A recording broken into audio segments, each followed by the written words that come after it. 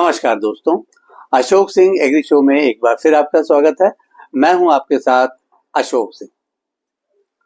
हरड़ को हरित की या ब्लैक माइरोबैलन भी कहा जाता है। यह एक बहुउपयोगी औषधीय फल है।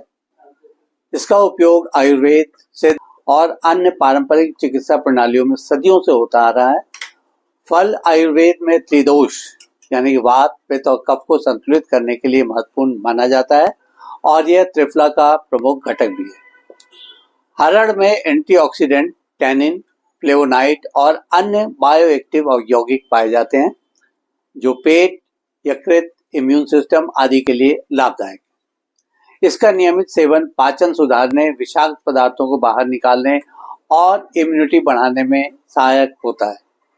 हरड़ में फाइबर सहित एंटीऑक्सीडेंट और विटामिन भरपूर मात्रा में होते हैं। यह शरीर की कोशिकाओं को मुक्त कणों से होने वाले नुकसान से बचाने में मदद करता है। यह एपिसोड इसी खास विषय के विभिन्न पहलुओं पर आधारित है। कार्यक्रम शुरू करने से पहले हर बार की तरह आपसे आग्रह करना चाहेंगे कि इस वीडियो को पूरा देखें ताकि इसमें दी जाने वाली जानकारियों से लाभ उठाकर आप भी अपनी आमदनी को बढ़ा सकें।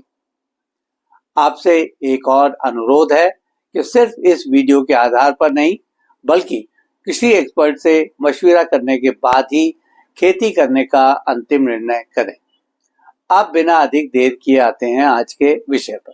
भारत दुनिया के कई देशों में हरड़ का प्रमुख निर्यातक है और यह चीन, संयुक्त अरब अमीरात, अमेरिका तथा कनाडा जैसे देशों में एक्सपोर्ट करता है। आयुर्वेदिक और प्राकृतिक स्वास्थ्य उत्पादों की बढ़ती मांग, विशेषकर त्रिफला जैसे फार्मास्यूटिकल और न्यूट्रास्यूटिकल उत्पादों के कारण हरड़ का वैश्विक बाजार लगातार बढ़ रहा है। भारत में हरड़ का पेड़ हिमालय के निचले भागों से लेकर पूर्व बंगाल, असम और दक्षिण तक विस्तृत क्षेत्र में पाया जाता है। भारत में इसे पारंपरिक रूप से जंगलों से जुटाया जाता है। हालांकि कुछ स्थानों पर उन्नत किस्मों को विकसित करके खेती योग्य बनाया जा रहा है। भारतीय बाजार में आयुर्वेदिक दवाओं, हर्बल चूर्ण, सप्लीमेंट्स, पाउडर और काढ़े के रूप में आयात और घरेलू मांग दोनों ही काफी ज्यादा बनी हुई है। हरड़ को ताजा फल के रूप में इकट्ठा करने के बाद सुखाया जाता है, फिर इसे छीलकर पाउडर बनाया जाता है या पैक कर बेचा जाता है। त्रिफला जैसे मिश्रण में भी इसका उपयोग किया जाता है। इससे तैयार किए जाने वाले प्रोसेस उत्पादों में हरड़ पाउडर, हरड़ अर्क, यौगिक फॉर्मुलेशन जैसे triphala, herbal chyawanprash, nutraceutical capsule और सप्लीमेंट हैं। ये सभी बाजार में उपलब्ध हैं और रोजमर्रा के स्वास्थ्य उत्पादों में इस्तेमाल होते हैं। हरड़ की खेती अपेक्षाकृत कम होती है क्योंकि यह वनों में अधिकतर जंगली रूप में मिलता है।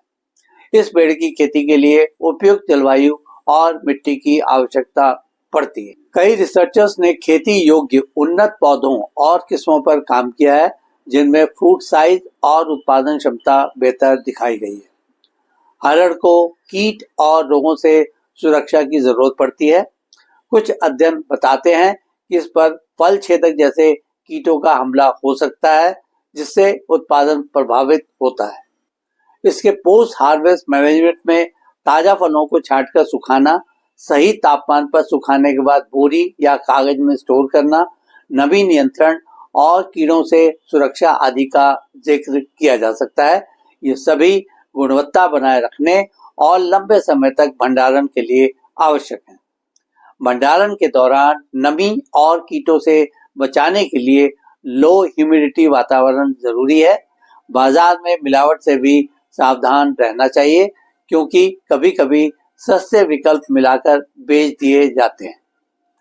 इसके लाभ में पाचन, इम्यूनिटी और विषहरण में सहायक, पारंपरिक उपचारों में महत्वपूर्ण, सरल उपयोग और विविध उत्पाद रूप में उपलब्धता आदि को गिनाया जा सकता है।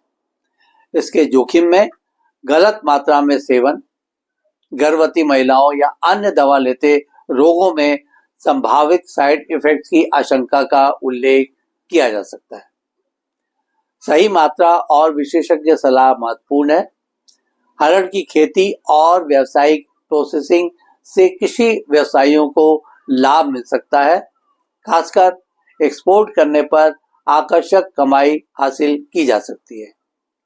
आर्थिक अध्ययन से पता चलता है कि उत्पादन, लागत, मार्केटिंग और वितरण पर ध्यान देना आवश्यक है, तभी इसे लाभदायक उद्यम के रूप में अपनाया जा सकता है। आज के एपिसोड में बस इतना ही दोस्तों। कल एक नए विषय पर चर्चा करने के लिए दोबारा इसी समय पर हाजिर होंगे। दोस्तों, अगर आपको यह वीडियो पसंद आया हो तो कृपया इसे लाइक करें, शेयर करें और हमारे चैनल को सब्सक्राइब करना ना भूलें। आपके पास कोई सवाल या सुझाव हो तो कृपया कमेंट बॉक्स में लिखें।